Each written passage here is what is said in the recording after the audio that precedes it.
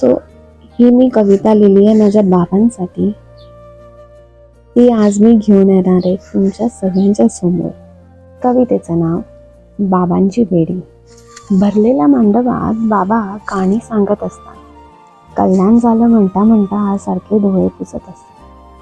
पुन्हा पुन्हा लेकीकडे बाबा पाहतात चोरून. पुन्हा पुन्हा लेकीकडे बाबा पाहतात चोरून. कितीही समजून घातली तरी डोळे येतात भरून. खरंच आता माझी लेक सोडून जाईल. तिचे रुसवे फुगवे सारे सुने सुने होऊन जाईल. दारीस असतो तो मांडव पण उरात भरते धडकी. दारीस असतो तो मांडव पण उरात भरते धडकी. आता मला सोडून जाणार माझी चिमणी लाडकी. लेकीकडून दुःख मला कधीच मिळालं नाही. लेक कधी मोठी झाली मला काहीच कळालं नाही. लेक जाणार म्हटलं तर पोटात येतो तो गोळा.